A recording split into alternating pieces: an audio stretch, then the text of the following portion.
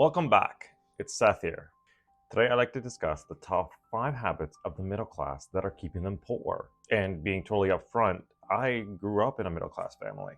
My grandfather came to Canada in the early 80s, who worked tremendously hard to make ends meet. He worked multiple different jobs in different factories, and he worked with other immigrants as well. Over his time in Canada, when he worked at these jobs, he was able to learn different languages because most of his coworkers had also recently come from other countries. So over the years, he picked up a little bit of Polish, Italian, and even Spanish. And in reality, I don't even know if I could work as hard as he did. I genuinely have so much respect for him and other people in a similar situation, where they are required to work really hard to make ends meet and adjust into a whole new different country. And also, my parents worked really hard as well, thus giving me the opportunity to grow up in a middle class family. However, when I started becoming financially literate, I realized that there's certain habits that are ingrained in the middle class families, and these habits either keep you stuck in the middle class, and for some even push them into the lower class. So I've compiled 5 habits which I think are very common in most middle class families. But before I dive deeper into this video, please hit the like button down below, and if you haven't subscribed, please subscribe to help grow our channel. Now that you hit the like button, let's dive in. So the first habit that I see, which is very common in most middle class families, is lifestyle inflation. So if you're not familiar with the word lifestyle inflation, so this basically means that your spending rises to keep pace with the increase in income. Usually the rationale is the more money you make, the more money you would put towards your savings and investings. However, most middle class families take the extra money and spend it. So at the end of the day, it doesn't seem like you're actually making more money. And one expense that is very common in most middle class families is that individuals go out and buy a more expensive car. With a decent income, you could go buy a nice, reliable used car such as a Toyota. But when you make more money, people tend to buy more expensive and new cars such as a BMW. In all honesty, I love cars. I have owned a BMW myself, but they're very expensive to purchase and to maintain. So when you start making more money, it becomes important to avoid lifestyle inflation. And a rule that you can use and that I personally use is the 50-30-20 rule. What this rule means is that 50% of your monthly income should go towards your urgent needs. So this would be clothing, groceries, and utilities. 30% of your monthly income should go towards your wants. This is totally different for everyone and is dependent on what you really like. For me, I like to go out for dinners, I like to go to sporting events, and I'm always looking for an opportunity to travel. And the last monthly 20% of your income should go towards your savings and investings. This way, as your income increases, so does your savings and investings. The 50-30-20 rule will help you ensure that you are not going crazy with your spending and that you are putting enough effort into increasing your net worth in the long run. And the second habit that I see the middle class family really have is abusing their credit cards and taking on bad debt. This is just becoming an increasing problem year over year. It's just too easy to get your hands on a credit card or a loan to buy anything you want. Most individuals take out large loans to purchase depreciating assets. And one of these large depreciating assets is your car. Most individuals end up paying way too much for their car than what they can actually afford. By financing a car, now you end up paying high interest on your car, and in the end, you end up paying way more than the car is actually worth. And by the time the car is paid off, your car will only be worth a fraction of what you purchased it for. Also, you can purchase anything on a credit card nowadays, from your groceries to your gas to even a brand new iPhone. But don't get me wrong, I do like credit cards. I think credit cards are great. Credit cards are great for building credit. A lot of credit cards also do offer some rewards, like cashback, travel points, and discounts to certain places. Where the issue comes in with credit cards is when you spend money on your credit card and you don't have enough to pay it at the end of the month.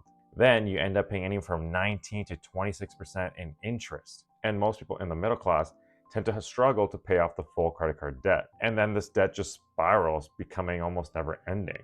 Honestly, credit card debt has gotten way too out of control, and it's growing for the average individual year over year.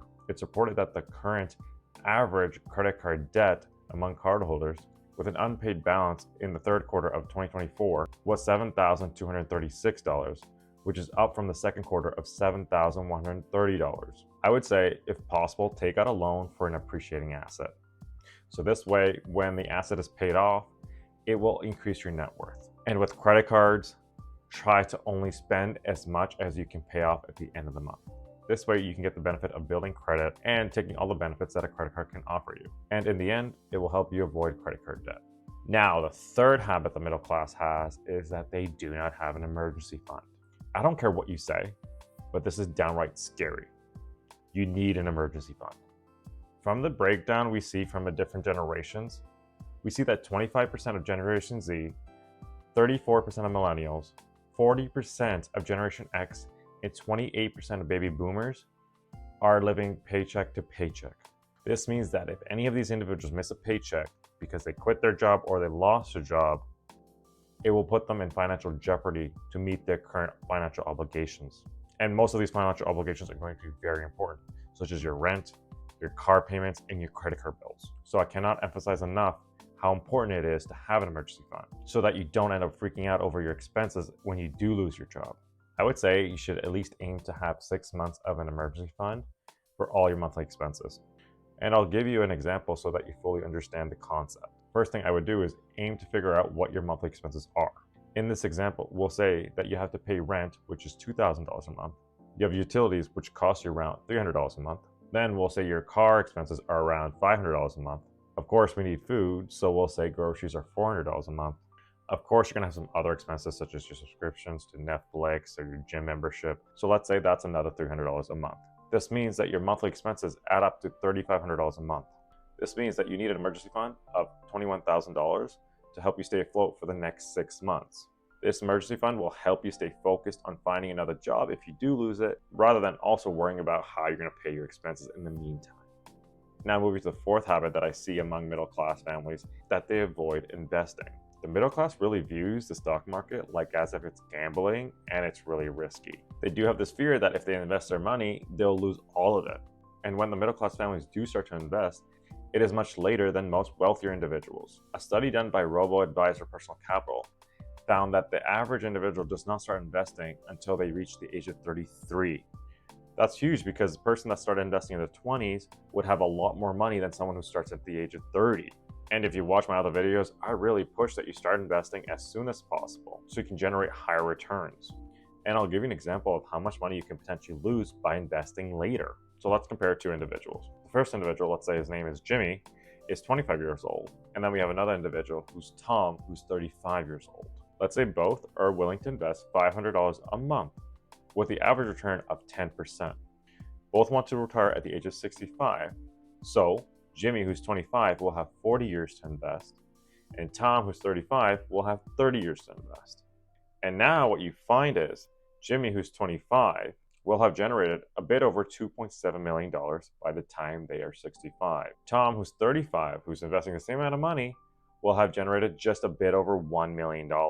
So what this means is that Tom lost out over $1.7 million. If one of you guys asked me, would I take $1.7 million? Of course, I would take it in a heartbeat. And I'm sure you would too. So if you're procrastinating on investing, just remember, you're willing to burn that $1.7 million, which you could have. So my advice is start investing as soon as possible so that you can get the highest returns. Now, this leads me to the fifth most common habit among middle class, which is relying on one income. Middle class families usually follow the traditional path, which is that you work hard in high school to get into a good college. Once you're in a good college, you work really hard to get good grades so that you can land that high-paying job.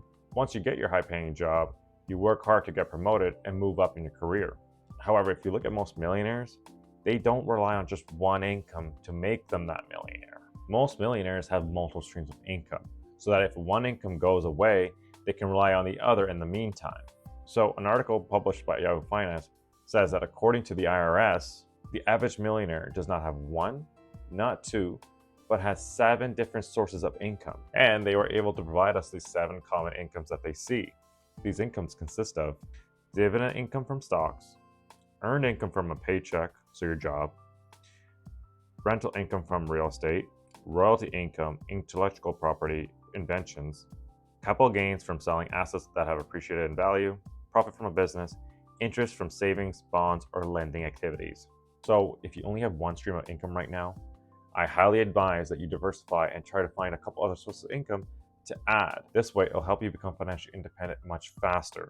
And if your goal is to become a millionaire, by having different sources of income will help you get there much faster.